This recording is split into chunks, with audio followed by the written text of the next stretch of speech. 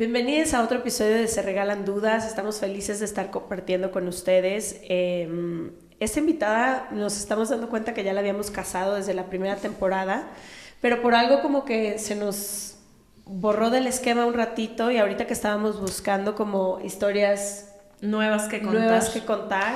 Y la verdad es que no hay mucho que podamos dar de introducción, Ash y yo, porque es un tema del que sabemos muy poco, esa es la realidad. Creo que uno de los acercamientos que hemos tenido recientemente, y fue a través de una novela, que sé que para la novela, porque Guillermo Arriaga, que ya estuvo aquí en Se Regalan Dudas, nos compartió que para su última novela, Salvar el Fuego, pues estuvo documentando durante varios años de cómo estaba la situación real de las prisiones en México, pero al final es una novela. Entonces, la información que tenemos al respecto es muy poca. Y nos ciega el privilegio. Ajá, nos nubla un poco a veces el privilegio, el ni siquiera conocer a fondo estas historias. Sabemos que tenemos un sistema podrido de justicia en México y en Latinoamérica, con niveles de impunidad absolutos, que las cárceles son un fracaso, pero de ahí en más pues no conocemos mucho y sobre todo no nos hemos involucrado en este tema. ¿Sabes qué pasa con este tema? O al menos a mí me pasa como que no sé cuál es la otra alternativa de que pueda, o sea, si no existen las cárceles como son así, ¿cuál es la otra alternativa? Ni siquiera la conozco. O sea, no sé, estudia a nuestra invitada y sé que propone varias cosas, pero ni siquiera la sabía antes de estudiarla. Uh-huh. Entonces, bueno, sin más preámbulo, porque les digo, no es que podamos dar una introducción de ningún tipo, lo único que sé y que me quedó grabado ahora que estábamos estudiando nuestra invitada antes de que llegara, es que evidentemente no es un problema de instituciones y autoridades y de nuestro gobierno exclusivamente. Si estamos en el lugar en el que estamos, con los números y con el sistema como está en este momento, es también tiene que ver con la participación ciudadana o la falta de participación ciudadana en este caso. Entonces, bueno, hoy nos acompaña Saskia Niño de Rivera. Ella tiene más de 12 años, justamente, ¿qué se dirá? ¿Yendo a cárceles o como estudiando el problema? Como que estando cerca del mundo criminal, delictivo, seguridad. Ahí está, ella lo puso mejor que yo y además es fundadora de Reinserta. Saskia, bienvenida, Se Regalan Dudas, gracias por venir. No, Ashley, a ustedes, gracias por tenerme en este espacio con ustedes y abrir este micrófono a estos temas que no siempre son fáciles. Lo primero que me gustaría saber, Saskia, tienes 12 años y al parecer como tu pasión y tu vida entera dedicándote a algo que podría parecer un poco inusual. ¿Por qué empiezas a adentrarte en este mundo y sobre todo qué has descubierto en estos 12 años? Porque sé que no nada más vas, participas, ahora tienes una asociación, has hecho incontable número de entrevistas, o sea, seguramente ya estás, como se podría decir, empapada de todo lo que sucede, ¿no? Sí, la verdad es que yo creo que una característica que creo que he tenido a lo largo de mi vida profesional es mucha humildad.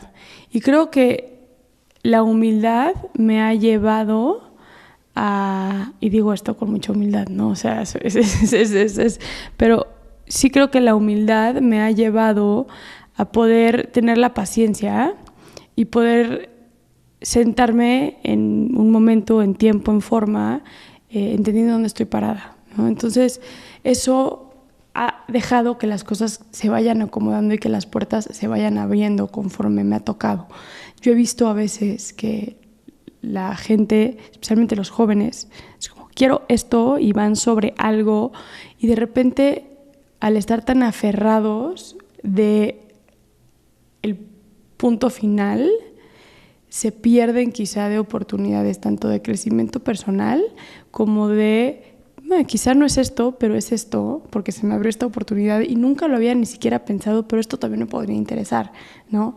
Es como el ir aceptando. Yo soy muy de la idea, ¿no? A los 17 años, 16 años que te dicen qué vas a hacer el resto de tu vida, es como, fuck man, o sea, a esa edad no puedes saber qué vas a hacer el resto de tu vida. Como yo digo, no sabes de qué color quieres las uñas ese día, ¿cómo te preguntan qué vas a hacer por el resto de tu vida? Claro, no, o sea, a ver, hoy no sabemos qué color queremos las uñas, ¿no? Pero cuando tienes 17 años... Menos. No manches, yo pienso en la chava que era a los 17 años, era otra persona completamente distinta, y pensar que en esos momentos tuve que pasar por definir... mi carrera profesional me parece durísimo.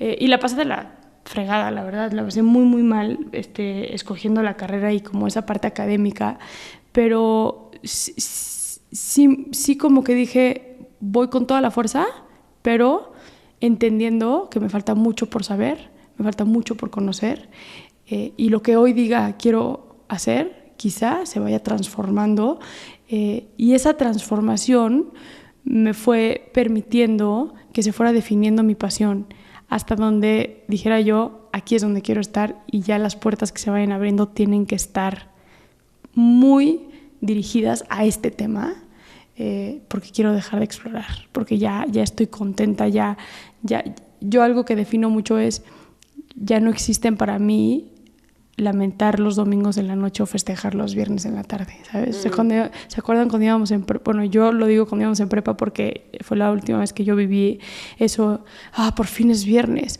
o qué chinga, mañana es lunes. Yo eso llevo 12 años que no lo siento. Y es maravilloso vivir así, claro. ¿Y por qué escoges esto? O sea, ¿por qué escoges decidir dedicarte a esto? Y sobre todo de manera tan cercana, ¿no? O sea, sé que tú haces field work, o sea, que es trabajo de campo todo el tiempo. ¿Por qué lo decides hacer y cómo qué has descubierto en estos 12 años? Mira, no tengo una respuesta del por qué, porque creo que ante el altruismo no debería de haber nunca una excusa. Y creo que hoy por hoy, para cómo está el mundo, todos tendríamos una razón por la cual hacer algo que tenga que ver con mejorar el país, el mundo, lo que sea. Pero creo que hoy hay que integrarlo dentro de lo que hacemos, sin importar qué hagas. No, pero quizá el por qué va más hacia, pudiste haberte dedicado de forma altruista a 200,000 causas, claro, y por alguna razón elegiste... Sí, súper entiendo esa parte, solo es como preguntarle a un arquitecto ¿por qué arquitectura? Hay algo es como... de ti que... Sí, es como, pues eso me gusta, ¿sabes? O sea, yo, ¿por qué no medicina? A mí me abres un cuerpo y me muero, ¿sabes? No podría estar en un quirófano, no podría estar con un niño con cáncer terminal, o sea, se me destruye mi corazón en 25 pedazos, pero no tengo una respuesta puntual. Tengo la fortuna de haber encontrado por lo cual nací, por lo cual estoy hecha. Me encanta. No necesitas decir más. No sé. Y entonces lo encuentras que este es el tema como que apasiona tu vida y al que le quieres dedicar tu tiempo, tu atención y demás, y cómo empiezan a desarrollarse estos 12 años, porque entiendo que cada vez estás más cerca, como quien dice, de la situación, ¿no? Y haciendo como más cosas al respecto y demás. O sea, de hace 12 años que dices, ok, sí, este es mi camino, sí, esto es lo que quiero hacer y a lo que me quiero dedicar, al día de hoy, ¿cómo ha sido ese caminar y qué has aprendido en el camino de esos 12 años? Es todo. Ha sido un caminar maravilloso. Yo creo que soy muy afortunada justamente por lo que decíamos, ¿no? De haber encontrado la pasión en lo que haces, y eso lo tengo como muy claro y no me saldría de ahí nunca. De hecho, hoy me cuesta mucho trabajo a veces cuando estoy en ciertos proyectos que me están costando demasiado trabajo, y no intelectual o de esfuerzo externo, sino que es algo que digo, esto no lo quiero hacer, esto no se siente bien, esto no está padre, incluso digo, no lo voy a hacer, no lo voy a hacer, ya sabes. Algo que he aprendido a lo largo de estos 12 años, creo que es eso, es la fuerza que tiene la pasión, el amor y la dedicación con lo que haces las cosas, es sin duda la llave del éxito. Yo me doy cuenta, o sea, de repente traigo un proyecto enfrente increíble, y digo, no me está motivando este proyecto, y por más que pueda ser increíble, es como no lo voy a sacar como saqué este otro proyecto, ya sabes. Eso lo he aprendido muchísimo, y la verdad me he ido enamorando de la población con la que trabajo. Me puede muchísimo la injusticia social, es algo que me revienta, y digo social porque luego la gente dice, ¿qué otro tipo de injusticia hay que no es la social? Y es como, me refiero a seres humanos vivos, y me genera gasolina para seguir adelante en esto. Los aprendizajes han sido muchísimo. Desde que nació mi hija el aprendizaje más grande que he tenido es no soy inmortal. Antes pareciera que me sentía inmortal y te puedo contar anécdotas de cuando tuvo que venir un avión de la Policía Federal a sacarnos a las 3 de la mañana de Chihuahua porque entró la delincuencia organizada al hotel a amenazarnos y yo era como de qué momento, ya sabes. Hasta el último momento que tuve así donde no me di ningún tipo de miedo, que fue con 6 meses de embarazo. Me invitó el gobierno federal a... Es que te juro, me acuerdo y me da una risa. Me invitó el gobierno, me mandan un mensaje. Queremos que asistas a supervisar, como fundadora de Reinserta, una misión que se va a llevar a cabo, de aceptar, por favor, confirmar. Y yo, pues, sí. ¿Qué misión? ¿Qué misión? No podemos darte explicaciones, solamente tendrías que estar a las 4:30 de la mañana en el hangar de la policía. Y yo, no digan más, no digan más, ahí estoy, ya sabes. Y el papá de mi hija en ese momento, así de, sabía que no me podía decir que no ni por equivocación, ¿no? Y yo me decía, ¿estás segura? Y yo, 100%. Teníamos que llevar una maletita con un cambio de ropa, ir vestida de cierta manera y fue brutal porque fue un traslado secreto de personas privadas de la libertad de máxima seguridad a un penal nuevo. Entonces aterrizamos en el campo militar de Michoacán y ahí vimos llegar a los aviones, pero para cuando empezaron a llegar los aviones en el campo militar ya no teníamos señal en los celulares. Entonces yo me desaparecí de la faz de la tierra. Yo obviamente me trepé a los camiones con los pepeles y nos fuimos 3 horas en coche hasta llegar al Centro de Máxima Seguridad Federal, en el medio así de la nada. Y en eso de las 2 de la mañana yo, así con 6 meses de embarazo, ¿sabes? De repente siento que me así tap on the shoulder, ya sabes, sí, que así contesta el teléfono y yo, bueno, ¿cómo vas? El papá de mi hija, 2 de la mañana y yo, ¿cómo sabes que estoy aquí? Ya sabes, y el otro dice, es que por Dios, o sea, ya habló con el Comisionado Nacional de Seguridad para ver dónde chingados estás, ya sabes, pero me dijo, lo único que te pido es que regreses a dormir, o sea, no friegues que te has quedado a dormir en la cárcel. Y yo, pues sí tenía pensado, pero ok. Y justo iba a salir el último helicóptero en ese momento. Nos trepan a... Perdón que ya desvié la pregunta de esta historia, pero nos trepan a este helicóptero de la Policía Federal y llega un güey así, todo, ya sabes, en SWAT, y me pone el cinturón y me sangolotea como para ver que esté bien ajustado y así. Y de repente, ¿no? Mi pancita de embarazada se salía por los cinturones, así que estaban así, como de manera vertical sobre el pecho y nos empiezan a explicar que vamos a ir sobre la zona de las montañas de Michoacán y que muy probablemente vamos a escuchar disparos porque nos van a estar disparando los de la familia michoacana, pero que no se preocupen, digo que no pasa nada y que aparte, de repente yo nada más pensaba, ¿cómo se desabrochan estas cosas? Ya sabes, como, pero en eso ya estábamos en el aire y me acuerdo que nada más me agarré la panza y le dije a mi hija, te juro que vamos a estar bien. O sea, pero ahí fue la última vez que dije, chance, y ya no estás tan inmortal, ya sabes, sí. O sea... Hablas con la gente que está privada de su libertad muchísimo, o sea, te digo que te estudiamos, y me gustaría que nos contaras qué has aprendido de todas esas personas que están privadas de su libertad, teniendo un sistema en México que no da justicia ni para un lado ni para el otro. Mira, los aprendizajes con las personas privadas de la libertad han sido infinitos. De hecho, yo te podría decir que la fundación que yo cofundé con Mercedes, mi socia, está creada, o sea, cada modelo, cada intervención, cada actividad, todo lo que hacemos en la fundación está inspirado de conocimientos puros de las personas que están privadas de la libertad. O sea, creo que el atender, cuando te dedicas a la filantropía, el atender a la población con la que trabajas, con la humildad de entender que tú no tienes la solución la tienen ellos, o por lo menos a través de sus historias y de sus vivencias, ellos y ellas tienen esas experiencias. Esa ha sido una de las mejores lecciones que definitivamente hemos tenido en la fundación. Y les voy a contar una historia para darles como un ejemplo a lo que me refiero. Por favor. Entramos, Mercedes. Hablas tan bonito las historias que me puedo quedar aquí todo el día. Estoy así. A veces es como la mejor manera de transmitir, ¿no? De repente la gente dice, ¿qué madre se está diciendo? Y cuando lo bajas en una historia es como, okay, ya conecto. Ya entendí perfecto.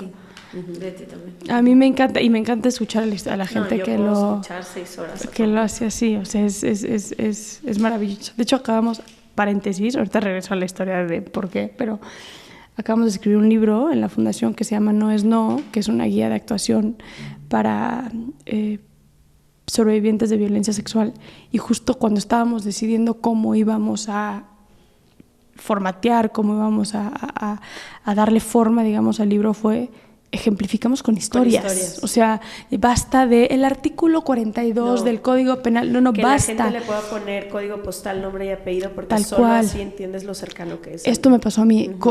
O desde la parte compasiva. Claro, ya, o sea, entendiendo lo que me estás contando. Claro, no es lo mismo que yo te cuente que el artículo tal dice que la violación es la penetración. Uy, ¿qué chingados me estás diciendo? ¿Sabes? Aquí yo te diga, una mujer con esas características, le pasó esto de esta manera.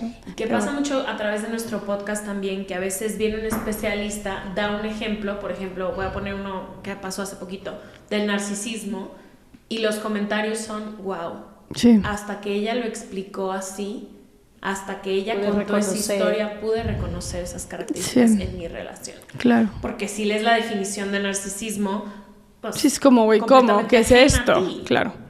Pero bueno, regresando a tu pregunta, entonces llegamos a la cárcel, mi socia y yo, en ese momento, Reinserta apenas empezaba. Yo todavía trabajaba ahí en la Policía Federal y Mercedes ahí todavía trabajaba en Províctima. Entonces los fines de semana hacíamos las idas a las cárceles y demás. Y había una mujer que había maltratado, quemado a sus gemelos. Y fue bien interesante ver el fenómeno de lo que estaba pasando en la cárcel. En general, la población en total, te estoy llamando guardia y custodia, personal administrativo, mujeres privadas de la libertad, estaban como muy enojadas. El sentimiento era enojo con esta mujer. ¿Cómo se pudo haber atrevido? ¿En qué cabeza cabe quemar a 2 niños chiquitos de 2 años? Dénoslas, la linchamos, la matamos, la quemamos, le hacemos lo mismo. O sea, todo era como violencia, venganza, automáticamente como esta violencia, ¿no? Y terminé yo platicando con esta mujer en una celda de castigo en la cual la habían puesto. Y fue bien interesante, para no hacer la historia larga, pero fue bien interesante la plática con ella, porque al final ella lo que me decía es que vivía en una celda con 6 otras mujeres, o sea, 5 otras mujeres, ella 6, y con niños. Y yo le decía, ¿qué edad tienen los niños? No, pues es que hay unos que son recién nacidos, hay unos como los míos que ya tienen 2 años, hay uno que tiene 4 años, o sea, todos de diferentes edades. Yo en ese momento no era mamá, entonces no tenía ni idea lo que es todo el proceso nocturno de la maternidad, ¿no? Y yo, pero entonces las encierran en la celda así, ¿no? A las 6:30 de la tarde nos ponen candado por afuera de la celda, ok, y entonces mis hijos, la verdad, les cuesta mucho trabajo dormirse, hacen un drama, lloran, gritan, se portan fatal, y ya me estaba generando problemas con las demás internas. Entonces lo que ella dijo, bueno, así, teoría de Pavlov, de la campana y el perro y el pedazo de carne, ¿no? Es cada que mis hijos lloraban, pues yo les apagaba un cigarro en el brazo, para que aprendan a no llorar. Y de repente yo vi y ella tenía todo su brazo marcado en cicatrices. Y aquí estaba yo hablando con una mujer de no más de 27 años que había matado a una persona y estaba en la cárcel, ¿no? Me acuerdo cuando salí de ahí, la reflexión que tuve con Mercedes fue, pues claro, aquí está esta mujer que seguramente lleva desde los 2 años sin llorar, porque le enseñaron que llorar no se puede, que ya mató a alguien. O sea, ¿dónde canalizas toda tu frustración? No estoy diciendo que el no llorar es equivalente a ser una asesina o asesino, pero hay formas, ¿no? Hay factores de riesgo y la parte de la restricción emocional es importante. Y le dije, güey, ¿te imaginas? Me acuerdo que Mercedes y yo hablábamos y le decía yo, ¿te imaginas vivir en una celda con 5 otros niños, más los tuyos, más 5 otras mamás, todos de diferentes edades, que te encierren por fuera? O sea, ni siquiera puedes tener tus 3 minutos de salirte al patio y decir, respira, güey, para volver a meterte. Aparte, ¿te imaginas a los niños desde las 6:30 en las celdas? O sea, fue todo un análisis de cómo se vive la materia. Y a raíz de ahí... Sí, de no poder simplificar un hecho, ¿no? Claro, y a raíz de ahí se creó la primera ley en México, que es la que hicimos en Reinserta, de maternidad en prisión, que hoy es la ley, los artículos que están dentro de la Ley Nacional de Ejecución de la Ley de Ejecución Penal, artículos sobre maternidad, por primera vez en la historia en México, y a raíz de ahí creamos el modelo de maternidad en prisión. Fue una tragedia, sin duda, el que estos niños hayan tenido que vivir o que hayan vivido esa violencia. No se lo deseo nunca jamás a nadie, pero tú me preguntas, Ashley, como cuáles son las lecciones que hemos tenido. Estos son tipos de lecciones, ¿sabes? O sea, a raíz de ese momento, hoy tenemos el modelo en México más grande de maternidad en prisión, que aparte es la ley que existe en México que regula el tema de la maternidad en prisión a nivel nacional, ¿no? Entonces, esos son los aprendizajes y de eso es Reinserta. Y cada que hacemos un proyecto nuevo, cada que hacemos un programa nuevo, ahorita en unas semanas vamos a presentar el estudio de niños, niñas reclutados por el narcotráfico. De repente llevamos 6, 7 años trabajando con adolescentes en conflicto con la ley, privados de su libertad, y de repente cada vez llegaban más tatuados con la Z, con la CJ del Cártel de Jalisco, con sus lagrimitas en la cara, con sus 3 puntitos. ¿Qué está pasando, güey? Claro, cada vez hay más niños reclutados por el narcotráfico. ¿Quién está hablando de los niños reclutados por el narcotráfico? Nadie. Hagamos un estudio que tenga que ver con testimonios de niños reclutados. Y en un par de semanas vamos a sacar una investigación de 67 testimonios de niños reclutados por el narcotráfico, niños, niñas y adolescentes reclutados por el narcotráfico en México. Y esa es la lección, yo creo que más grande que he aprendido. Siempre está, o sea, que busques las soluciones dentro de quienes viven el problema real. Claro, claro. Y también, digo, algo muy interesante que dijiste al principio, como siempre creemos que el altruismo es yo salvadora, o yo salvador voy a venir a enseñarte. Y una vez hablaba yo con un argentino que tiene una historia de vida impresionante y se dedica a esto hace años, pero él en las villas argentinas, y me decía, es que la gente no entiende que es más lo que te enseñan a quienes según tú estás queriendo ayudar, como no es un altruismo vertical, debería de ser horizontal. Todas y todos tenemos algo que enseñarnos mutuamente, ida y regreso, no hay aquí salvadores y... Pero lo que quería preguntarte yo, Saskia, es, sé por lo que he escuchado, por tus entrevistas, por tus pláticas, conferencias y demás, que tú has llegado a un grado de empatía que te ayuda a poder ver a los seres humanos como lo que son, seres humanos. Y ahorita contabas esta historia de esta mujer privada de su libertad, cosa y que el resto del mundo la vería como la peor persona que pueda existir, ¿no? Y creo que por lo menos nosotras tres crecimos en un país y en un continente, me atrevería a decir, que nos deja muy en claro desde que nacemos como cuál es el bien y el mal, y esta dualidad, que poco deja ver la humanidad en las personas, porque o eres buena o eres malo, o eres culpa o eres castigo, o eres... ¿Cómo has caminado tú hasta este lugar en el que sé que te sientas frente a un criminal que ha matado, no sé... que él abiertamente te dice, yo he matado a 82 mujeres, y aún así puedes encontrarle algo de humanidad y sobre todo una curiosidad genuina por entender qué lo llevó ahí sin juzgarle? Como que me encantaría entender cómo llegaste a este lugar. Acabas de hablar de 3 factores que creo que hay que dividir. Ajá. Estos son de Juan Carlos, que es el monstruo Catepec. ¿Qué hizo él? Es un feminicida en México que... Él dice haber matado 82, 83 personas. Él está siendo procesado por 12 mujeres asesinadas. Pero él es un psicópata. O sea, es genuino una persona que tiene problemas neuronales, que su lóbulo frontal con su hipotálamo no conectan de la manera que deben de conectar. Y entonces... pues es como si tenle compasión a una persona esquizofrénica o tenle compasión a una persona con Alzheimer. O sea, sí, yo sí, claro que amerita un grado de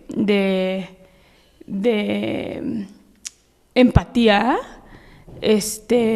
Más que empatía es, a mí no me nace, de plano no me nace el juzgar nunca, ¿sabes? O sea, y desde chiquita fui como, mis amigas, yo era la amiga como de, cuando hay una situación hay que contárselo a Saskia, en el aspecto de que ella no va a tener... Me acuerdo que una vez estaba en una borrachera con unas amigas, una me mete al baño y me dice, es que tengo una situación, toda peda.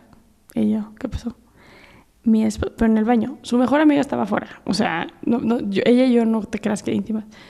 mi esposo me acaba de pedir un trío y no sé qué hacer. Y yo, wow, no me interesa.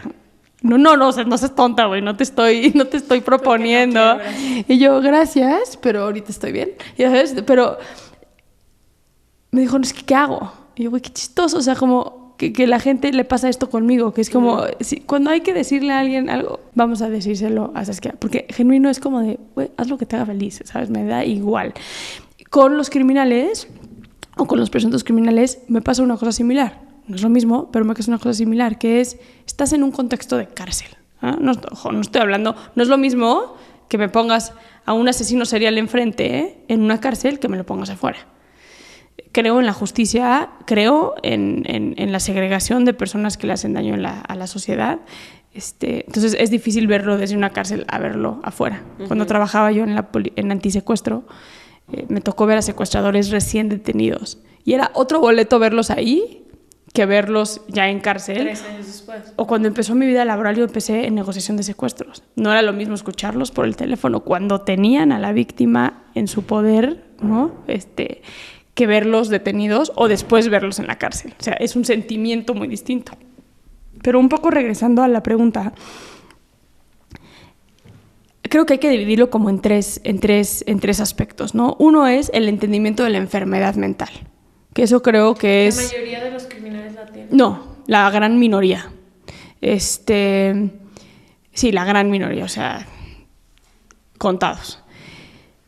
Eso es mucho más fácil, porque entonces es este sentimiento. Con Juan Carlos me pasa mucho. O sea, yo a Juan Carlos no lo veo y digo, o sea, claro que digo, hijo de la fregada, pero lo veo también como una persona que está enferma, que es el mismo sentimiento que me pasa con el Mocha Orejas, por ejemplo, con Daniel Arismendi, que es una persona que genuino no nació con capacidades empáticas o no se le desarrollaron o no tiene. O sea, no hay manera. O sea, si tú le... Sí, su concepto y el mío son completamente nada, diferentes. ¿sabes? O sea, me acuerdo cuando platicaba con el Mocha Orejas hace años, mucha gente no sabe esto de Daniel, pero a Daniel le secuestran a su hijo cuando él entra a la cárcel. Que es como la ironía de la ironía, ¿no? Que al gran secuestrador de México le secuestran a su propio hijo. Y entonces yo trataba, cuando él me cuenta eso, yo en la entrevista que le hago, trato como de hacerlo, y yo, qué ironía, ¿no?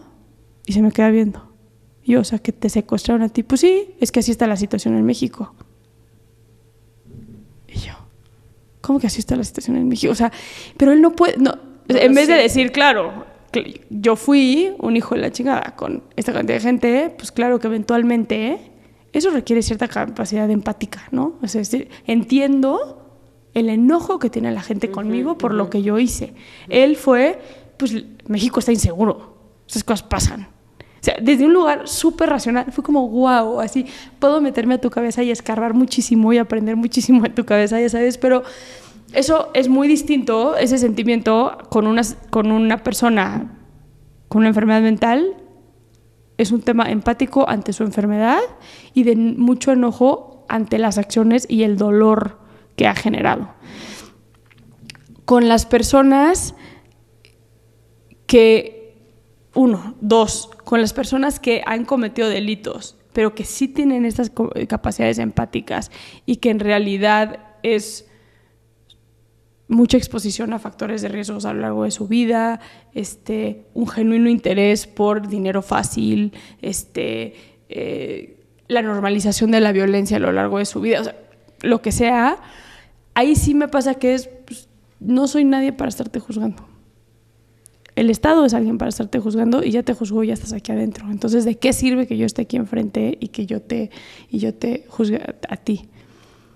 Claro que me da coraje, claro que me da impotencia, claro que me da como muchísima frustración, pero no lo convierto en enojo y no lo convierto en una necesidad de venganza. Es más, juzgo mucho, qué paradójica, ¿no? Pero juzgo mucho el que en México y en general en Latinoamérica, creo, hemos adoptado la venganza como un sinónimo de justicia. Es como ¿cómo estamos hablando? El ejemplo perfecto es este factor del linchamiento de la combi. ¿Se acuerdan ahorita en pandemia que se viralizó este video de cómo casi matan a un asaltante en una combi, un grupo de 6 o 7 pasajeros? y la gente lo celebraba, ¿no? Y yo, te juro, pensaba, a ver, analicemos esta situación de lejos, así de fuerita. Es como, alguien comete una agresión. La gente lo combate con más agresión. Con más agresión. Incluso mucha más agresión de la que logró hacer este cabrón. Porque el güey no logró agarrar, pero ni medio celular. Ahí lo que a mí me hubiera parecido justo es que lo sometieran y esperaran a que llegara la policía. Es lo que debió, para mí es lo que debió haber pasado. Pero lo dejaron semi-muerto, lo cual automáticamente los pone a ellos como semi-asesinos, ¿no? Porque no es lo mismo la defensa propia a matar a alguien. O sea, si tú ahorita veo que me quieres aventar algo, pues yo puedo hacer esto, o puedo golpearte el brazo. Pero eso, a que vaya, busque un cuchillo y te acuchille, es muy distinto. O sea, ya no es que me quería aventar un celular y por eso la maté. No, espérate, ¿sabes? O sea, mi vida no estaba en riesgo en ese momento. Llegó un momento donde el tipo estaba inconsciente en el piso y lo siguieron golpeando. Y luego, súmale la celebración que se hizo en México, que es como, a ver, ¿cómo estamos buscando paz? ¿Cómo estamos queriendo condenar estos actos? ¿Cómo queremos que estos actos ya no funcionen si nosotros mismos estamos celebrando que exista violencia? Pero es que es parte del hartazgo, ¿no? Siento que este güey fue un símbolo de toda la gente que está hasta Claro, la madre.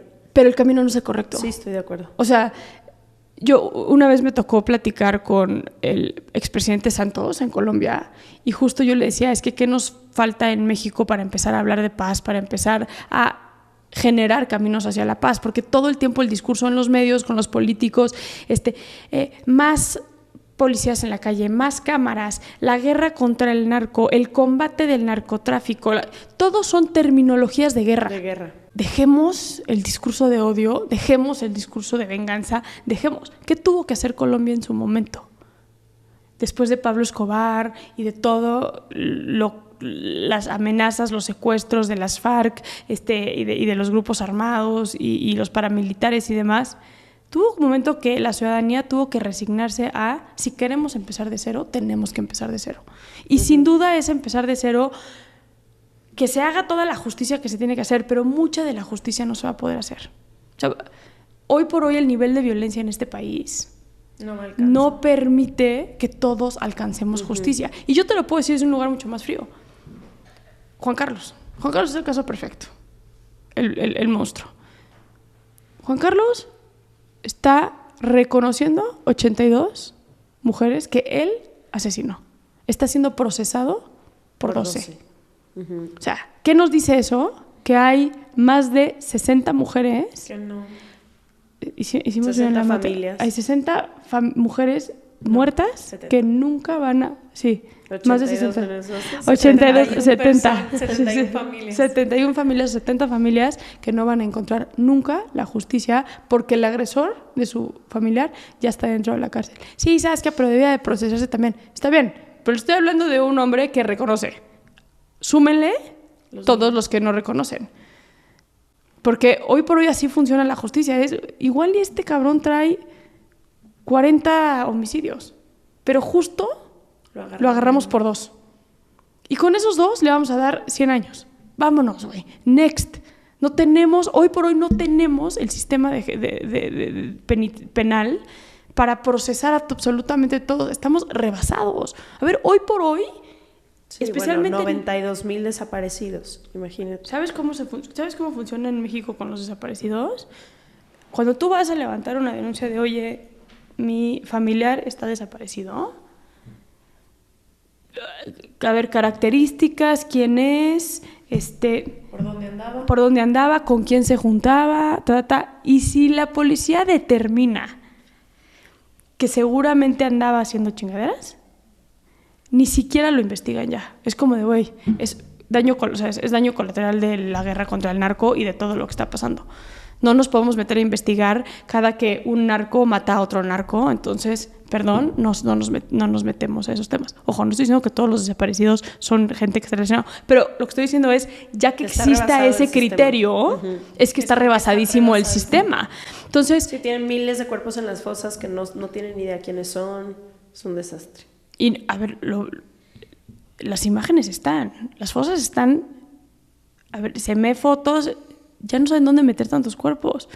Tuve una entrevista, hicimos el perfil del secuestrador y tuve una entrevista... ¿Qué es el perfil del secuestrador? Un estudio que hicimos con 800 secuestradores. ¿Quién es? O sea, cuál es su historia y demás, ¿no?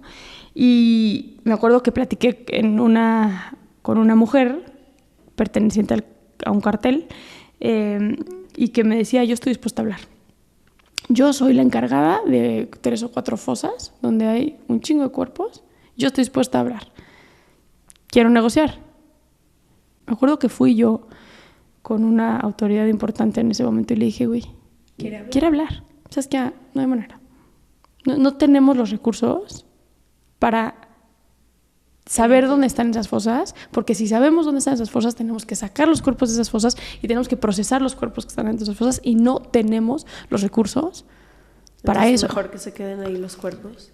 ¿Qué? Está durísimo. No estoy diciendo que esté bien o que esté mal, pero es asimilar dónde estamos parados hoy. O sea, hacer una intervención real de lo que está pasando en nuestro país, ¿no? Y para llegar, o sea, creo firmemente, ahorita estamos hablando de las historias, ¿no? Que solo es a través de las historias que podemos conectar con todo y tener un poco de empatía. Ahora que hablas y dices, solo 1% muy chiquito de los criminales tienen estas, que creerías que todos, o sea, yo desde mi gran privilegio volteo y digo de que, no, pues, seguro tiene, o sea, no son mis amigos, ¿no? Y después te enteras, sobre todo con la violencia de género, que sí son tus amigos y que estamos por todos lados y que la línea del bien y el mal no es tan recta como nos habían enseñado. ¿Cómo podemos conectar con esta idea de lo que dices, de que cuando estudias la historia de estas personas donde la violencia está... Es lo mismo que lo más familiarizada del mundo, cuando su historia de vida te da todas las pistas de por qué? Si los perfiles de los secuestradores, me puedo imaginar que tienen demasiado en común todos ellos. ¿Cómo conectamos nosotros como sociedad con estas personas que crean el mal dentro de nuestra vida? Qué buena pregunta. A mí hay una frase que me gusta mucho que se llama odia el delito y compadece al delincuente, ¿no? Hay que odiar la acción, sin duda. La acción es reprobable y detestable. La acción criminal puntual. Pero me parece que es súper importante que aprendamos a buscar qué hay detrás de esa persona y por qué lo hizo. En Reinserta hemos tenido grandes aprendizajes, pero muchos es de la gran mayoría de las personas que están en prisión se hubiera podido prevenir de alguna u otra manera. Y me puedo ir desde un factor psicosocial. Entonces voy a platicar un caso. Les voy a platicar 2 casos rapidísimos. Uno de un adolescente que ahorita tenemos en la casa de Medio Camino. Un chavito que nace en un prostíbulo. Su mamá es víctima en ese momento de trata. La tienen prostituyéndola en una casa aquí en México, en un estado en México. Nace ahí el chavito. El niño nace adentro del prostíbulo y a los 3 años el niño empieza a fungir como para atender a los clientes pedófilos, ¿no? Para no entrar a detalles. Este niño a lo largo de los años, pues desde que los 3 años empieza a tener relaciones sexuales, empieza a tener como muchos diferentes actos sexuales dentro del prostíbulo y un día logra escaparse y se vuelve un niño de la calle. Lo agarra el DIF, lo mete a una casa hogar. En la casa hogar, él, teniendo 14 años, tiene relaciones sexuales con un niño de 7 años. El DIF lo acusa de violación a un menor. Llega a la comunidad de internamiento, que son las cárceles de menores. Él viene por violar a un niño de 7 años, ¿no? Porque teléfono descompuesto, ¿no? Así se va llevando. Y lo violan adentro de la cárcel a él, porque pues, cuando violas a un niño en la cárcel te va de la chingada, ¿no? A él lo terminan violando adentro de la cárcel. Cuando termina su medida, su sentencia, nos los mandan a México a que lo atendamos nosotros. Ahí les va el violador en niños, no manches. O sea, ¿cómo nos atrevemos llamarle violador a este niño cuando a él lo estaban violando a los 3 años y esto es lo que este niño aprendió? Lo único que vivió. Es lo único que vivió ese niño. Y tampoco lo cuidamos cuando estaba en un prostíbulo, ¿no? Y si quieren podemos hablar de la cantidad de niños hoy que son usados en prostíbulos para pornografía infantil, son abusados sexualmente, pedofilia, todos esos temas. Eso desde un lugar psicosocial. Podemos verlo como el violador y quedarnos ahí. Y que la gente diga, no, ese es un violador, mejor a mí no me metan en ese tema. ¿Quieres verlo así? Adelante. ¿No? Qué fácil. Lavarte las manos, ¿sabes? Por otro lado, tienes un Daniel Arizmendi, un mocha orejas, que entra a la cárcel por robo de autopartes la primera vez y le paga 100,000 pesos en ese entonces a un juez por salir libre. O sea, la corrupción, un juez liberó a lo que se volvió el secuestrador más cabrón de la historia de este país. Hay que ver el entorno, hay que analizar y entender que la criminalidad es la suma de muchos factores que no necesariamente solo tienen que ver con el acto como tal. Si no nos atrevemos a entender y aceptar que el mochaorejas pudo hacer lo que pudo porque salió de la cárcel cuando nunca debió haber salido de la cárcel, gracias a que un juez corrupto, como muchos que tenemos en este país, por 100,000 pesos lo liberó, estamos jodidos, ¿no? Uh-huh. Así lo entiendo yo. Entonces, mucha gente luego, claro, Saskia, la que les van a negar comentarios, defiende criminales. Yo no defiendo criminales, no defiendo actos delictivos, pero me parece que estamos como borregos contra la pared tratando de hacer lo mismo en un círculo, ¿no? Regresamos al ejemplo del linchamiento. ¿Quién ganó en el linchamiento? Nadie ganó en el linchamiento. No, la violencia, cuando se responde con violencia, escala más violencia. Ojo por ojo y el mundo se queda ciego. Forma, ¿no? Exacto. Nada más, ahorita que... me gustaría quedarme más porque siento que es algo tan complejo que si nada más nos quedamos con estas preguntitas sí, como que no alcanzamos. Pero entendiendo como lo empapada que estás ya tú en este tema, ¿qué podríamos hacer de nuestra parte para, como tú dices, dejar de simplificar estas historias? Porque muchas veces, sí, desde mi lado, por ejemplo, yo muchas veces digo, exigimos justicia, pero ¿eso qué significa? ¿Qué más puedo hacer como, no sé, de la parte de participación ciudadana para evitar estas cosas? Porque siento que es algo tan complejo, sí, ¿no? Nos tendremos que ir a hablar de educación, nos tendremos que ir a hablar de espacios, y como tú dices, a veces nos encerramos como en un mismo tema ¿por qué nadie está hablando de estos niños, ¿no? De estos niños de la calle, de los niños que están formando parte de estos grupos de trata? O sea, como que no sé cuál es la solución o si hay una solución. Sí.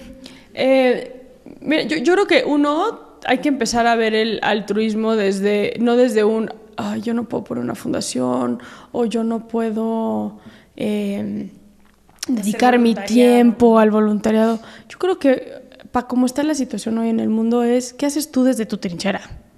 ¿Sabes? O sea, ¿cómo reaccionas en el día a día? Hoy estamos aquí, ¿qué hacemos? O sea, ¿de dónde construimos desde acá? Si tú estás acá y no nos encontramos en un punto medio, no podemos conciliar para avanzar. Yo creo que eso, o sea, es un ejemplo de lo que hacemos en el día a día. ¿Qué tanto nosotros le damos like a un video de linchamiento o lo compartimos? ¿Qué tanto nos cae mal alguien y le comentamos hate en sus redes sociales porque me da la gana comentarte que eres una pendeja, porque me da la gana? Es como, ¿cómo? Paren, ¿saben? Paremos con tanta violencia por todos lados. No necesitas salirte de ti para cambiar este mundo. Cambia la manera en la que tú estás accionando, desde un lugar de congruencia, desde un lugar de empatía, desde un lugar de compasión, y yo creo que las cosas se van a ir acomodando. Ahora, también lo puedes llevar a un siguiente paso. A nadie nos cuesta mucho el hacer algo. Y algo es... Justo en la esquina de mi casa hay una casa hogar de viejitos olvidados. ¿Sabes qué? Una vez al mes voy a juntar, ya sea de mi sueldo o con 5 amigos, y vamos a poner 5 pesos, 10 pesos, 15 pesos, 20 pesos cada uno. Vamos a comprar unos pañales de viejito y los vamos a ir a donar. O soy músico y voy a ir a hacer esto. Soy arquitecto, porque a veces ni siquiera nos tenemos que salir. Los mejores voluntarios que tengo en Reinserta son los que yo sé hacer esto, ¿cómo te puedo ayudar? No es qué hago, dime qué hago. No. Soy arquitecto, perfecto. Hazme los planos, ya estás. Soy médico, perfecto. Tengo una niña que tiene un problema de diente, la puedes atender, ya está. Te cuesta nada. 40 minutos de tu tiempo te cuesta. Entonces, creo que tiene que ver justo con el que, y suena bien cursi, pero el que nos empezamos a ver desde un lugar mucho más empático, nos empecemos a encontrar en un lugar en común, aceptemos el mundo en el que vivimos. De repente, ¿no? Por eso usé el ejemplo de las feministas, que me considero una feminista, soy una feminista, pero es, el otro día en un foro, hagamos el perfil del feminicida. Y las feministas, ¿qué? El perfil del feminicida, con esos cabrones no hay que trabajar. Si quieren prevenir el feminicidio, entendamos qué factor en común tienen toda esta bola de cabrones que están matando mujeres por el hecho de ser mujeres y hagamos programas de prevención dirigidos. Con ellos no, y no. Ok. O sea, ¿sabes? Como paremos con el enojo. Está de la chingada la situación. Sí está de la chingada la situación. ¿Qué hacemos? La solución para mí está en accionar con mucha más empatía y con mucha más compasión. Sí, supongo. No, yo no tengo nada que decir. Ay, no sé. No, solo quería preguntarte el perdón, pero ya me contestaste mi respuesta. Ay, qué importante es el perdón, ¿no? Ajá, y para uno mismo, güey, deja para los demás, para ti mismo. Sí, o sea, como que te iba a preguntar eso, cuando sacando o quitando de la ecuación la gente que tiene problemas mentales o están en una enfermedad mental, que entiendo sobre todo cuando eres un asesino serial, que no tienes empatía y están mal o sea, está literal neurológicamente, no está conectado como se debería. ¿Cómo encuentran las demás personas el perdón y cómo perdonamos nosotros? Porque ahorita hablas de los feminicidios. Yo nunca he vivido un feminicidio cercano, pero he vivido muchísima violencia de género y está muy complicado encontrar el perdón. Ahorita vamos a hacer un proyecto de eso y entre más me informo y más leo, digo, ¿dónde vamos a perdonar? Que justo, a ver, el perdón es muy complicado porque no hay justicia en este país. Las mesas de perdón que hizo el presidente, ¿se acuerdan? Al principio de su sexenio, hizo incluso creo que todavía ni siquiera tomaba protesta y ya estaban haciendo como giras de las mesas del perdón y fueron un fracaso absoluto porque las víctimas están muy enojadas y muy enojados, justo porque es como, ¿cómo nos puedes pedir perdón? Danos justicia y luego hablamos del perdón. Entonces yo creo que primero tiene que haber justicia para que exista perdón en este país y justicia restaurativa, O sea, no necesariamente tiene que haber un tema de yo así soy como uno, ella les iba a hablar de otro ejemplo, pero sé que ya tenemos que cerrar en tiempo, pero el perdón tiene que ver también, la justicia tiene que ver no necesariamente con agresor-víctima, tiene mucho que ver con la gente como, oye, déjame te explico que aquí está toda la investigación y a tu hijo lo deshicieron, se deshizo, o sea, físicamente no hay manera de evidenciar, ya sabes, Ayotzinapa. Igual hay muchas de las mamás que dicen, entiendo que hay vías de deshacer cuerpos que hacen imposible que encontremos ni el diente ni lo que sea. Pero ¿cómo han disfrazado absolutamente todo? Corrupción no fue así, pero sí fue así, pero se entendió esto, pero no, se buscó de esta manera, pero eso es lo que no es justo. Si se hubiera dado un trato humano a las víctimas desde un principio, la justicia se entiende desde un lugar diferente y entonces el perdón se puede entender desde un lugar muy, muy, muy, muy distinto. Entonces, yo creo que el perdón es súper importante porque eventualmente yo sí creo que en este país, para que avancemos hacia un país de paz, tiene que haber perdón sin necesariamente haber encontrado justicia al 100% tácita como tal, ¿no? O sea, hay otro tipo de justicia, quizás la verdad. La restaurativa, la verdad, la investigación, o la justicia social también, la reparación de los hechos, ¿sabes? Sí, creo que mucho tiene que ver con el trato, ¿no?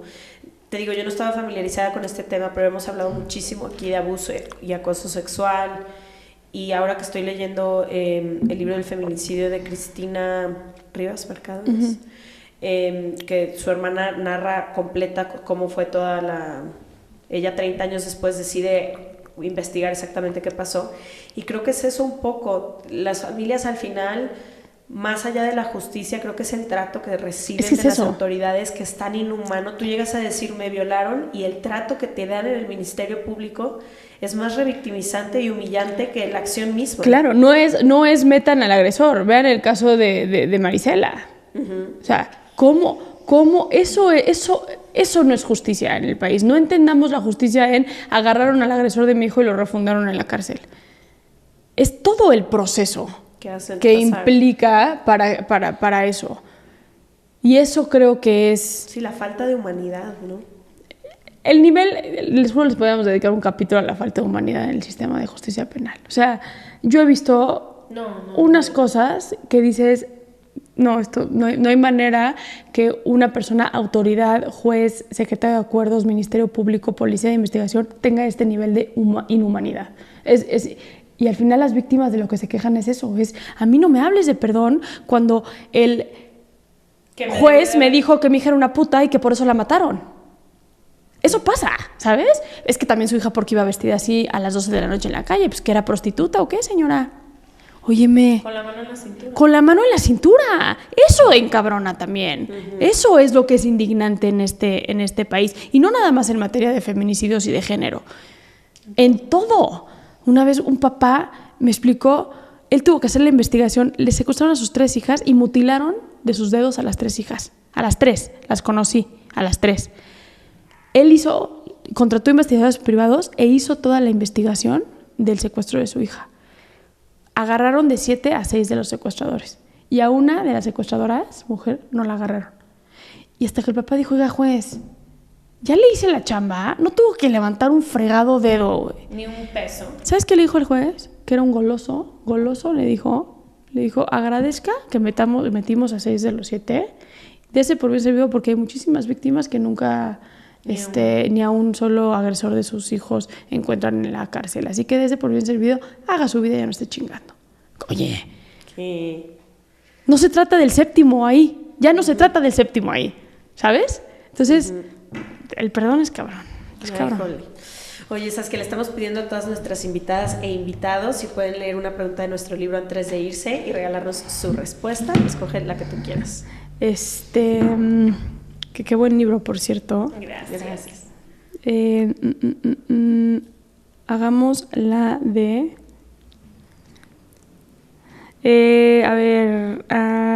¿con qué ideas creciste acerca de la sexualidad y cómo la vives ahora? ¿Saben qué me he dado cuenta de la sexualidad? Yo vengo de una familia atea, abierta en todos los aspectos que se puedan imaginar. En mi casa siempre fue como muy, muy abierto. Yo me acuerdo que tuve una novia a los 14 años. Y le conté a mi mamá en absoluto llanto y angustia y malestar. Y mi mamá ok, no estoy entendiendo por qué te está generando estrés esto. O sea, ¿qué pasa? Aparte le dije en el closet. O sea, literal estaba yo escondida en el closet y ella estaba fuera del closet.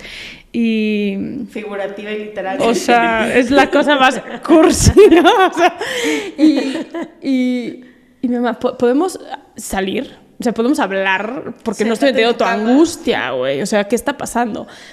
Yo creo que mucho, y yo lo vivo ahorita mucho con mi hija, mucho es no lo que necesariamente se habla también en casa o no se habla en casa, que entiendo que la sexualidad es un tema muy complejo en casa, pero también es todo lo que consumimos todo el tiempo, todo el día. Y luego leí un artículo que es, en México el promedio de edad en el cual los hombres empiezan a tener relaciones sexuales es a los 16 años. Pero empiezan a tener interacciones sexuales a los 11, o sea, a ver porno y demás. Entonces, quiere decir que de los 11 a los 16, quien los educa en materia de sexualidad es la pornografía. Y luego, ¿por qué estamos inundados en abuso sexual y en violación y en todas esas cosas? ¿Ve? Porque esto es lo que han visto, lo que conocen. Entonces, el reto que yo, y hoy lo vivo como mamá también, es cómo o dónde frenamos todo lo que está pasando en el mundo y educamos a nuestros hijos sobre la sexualidad. O como al revés, en una familia conservadora, lo que se calla en casa se consume de afuera, ¿sabes? Entonces, sí, ambas cosas son un reto. Complicadísimo, complicadísimo. Me parece que la única solución es la comunicación en absoluto y el no tabú. Y creo que se tiene que... O sea, es absurdo que hoy por hoy la sexualidad en la escuela se siga manejando desde la concepción, biológico.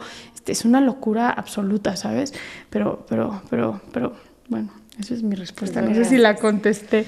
Ay, Saskia, muchas gracias. Vamos a dejar aquí toda la información de Reinserta en sergalandudas.com/suscríbete. Muchas gracias por venir. No, a ustedes por invitarme. Y nos vemos el próximo martes.